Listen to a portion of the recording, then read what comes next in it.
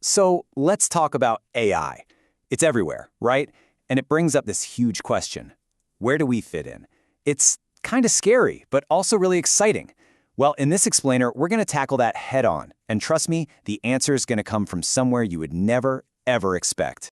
Okay, so let me ask you something kind of weird. If you're a futurist, someone obsessed with what's next, why on earth would you study anthropology? I mean, why look at the ancient past to understand the high-tech future? It sounds backwards, I know, but believe me, the answer to that question, it unlocks everything. And here's the aha moment. It all goes back to this simple, brilliant quote from an archaeologist. He said, technology is just a fancy four-syllable synonym for tool. Boom. Just think about that for a second. It completely changes how we look at AI. Suddenly, it's not this scary, alien thing. It's just the next chapter in a story we've been writing for millions of years. All right, so let's dive into that. Our first stop is connecting this super futuristic topic back to our deep human roots. I mean, think about it. For millions of years, the whole point of our tools has been the same. Go back 3 million years. Homo habilis is sharpening stones into knives. Why? It's a shortcut, a time saver. Fast forward to 3,000 years ago. Sumerians invent written language. That's a tool too. A tool to stop having to say the same thing over and over. Then you've got the printing press, 600 years ago, automating how we share stories. See the pattern? It's always been about saving us time so we can do, the more interesting, important stuff. Okay, so let's jump way forward now. We're heading into the modern era, and there's this fantastic metaphor that just nails the next big leap for our tools. You've probably heard this one from Steve Jobs. He talked about this study he saw on how efficiently different species move. The most efficient? The condor. And humans? And we were kind of pathetic, like a third of the way down the list. But a human on a bicycle? We completely blew the condor away. And his whole point was, that's what we do. We build tools. And a computer? Well, that's just a bicycle for the mind. It doesn't replace our abilities, it just amplifies them like crazy. And that analogy is just perfect for seeing how things have evolved, right? If the computer was a bicycle for the mind, then the World Wide Web, well, that was like a motorcycle for the mind. So what's next? You guessed it, AI is a rocket ship for the mind. But here's the thing you can't forget, the most important part. Whether you've got a bike, a motorcycle, or a full-on rocket ship, you still need a mind to fly it. The human is still in the driver's seat. So that brings us to this really cool idea for how AI is actually changing the work we do. It's called raising the waterline. Okay, what in the world is the waterline effect? Let me paint you a picture. Imagine you're on the floor playing Lego with your kid. You think the point is to build a spaceship, right? But the real point is making a memory. The problem? You spend like 90% of your time just searching for that one tiny specific piece. That's the muck. Now, imagine an AI that could just scan the pile and point out every piece you need.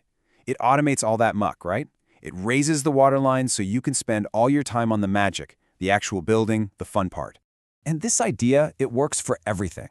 Below that waterline is the muck, hunting for Legos or in the office, filling out spreadsheets and all that administrative junk. And above the line, that's the magic, building awesome stuff, making memories with your family, or for a CEO, doing the work that actually makes their company special.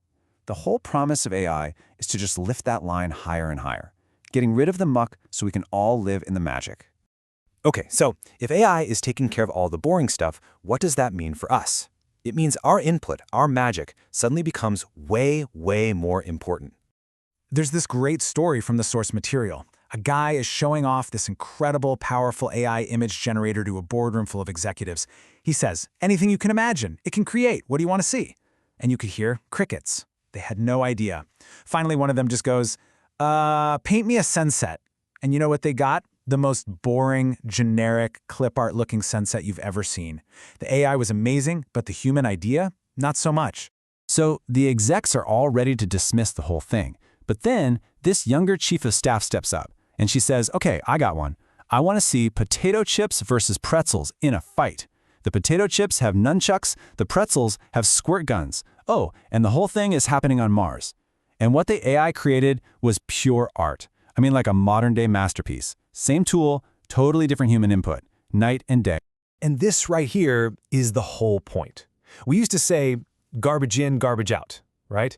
Well, with AI, that's changed. It's an amplifier. Now, it's garbage in, garbage squared. But, and this is the exciting part, it also means it's genius in, genius squared. It's your creativity, your wild ideas. That's the stuff that AI turns into gold. So where does that leave us? Well, it all boils down to 3 core human qualities that are going to define our value from here on out. So what are they? Number 1, ingenuity. That's that potato chip versus pretzel spark. The creativity to ask a weird question no one's thought of. Number 2, empathy. This is a big one.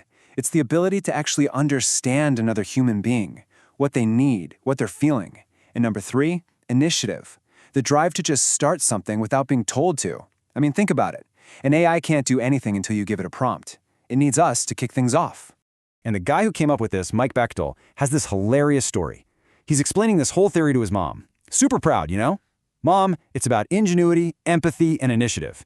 And she just looks at him and goes, why do you have to make it so complicated? It's just the Wizard of Oz, dummy. And you know what? She was 100% right. It's the same stuff we've been telling stories about forever. Ingenuity. That's the brains the scarecrow is after. Empathy. That's the heart the Tin Man so desperately wanted. And initiative? Well, that's the courage the lion was trying to find. It's not some new, complicated formula. It's the timeless human stuff that will always matter most. So, when you think about it, maybe we're all asking the wrong question. We're so focused on what the machines are going to do, but with these incredible new tools that just amplify us, the real question, the only one that matters, is what are we going to do? What will we do with our brains, our heart, and our courage?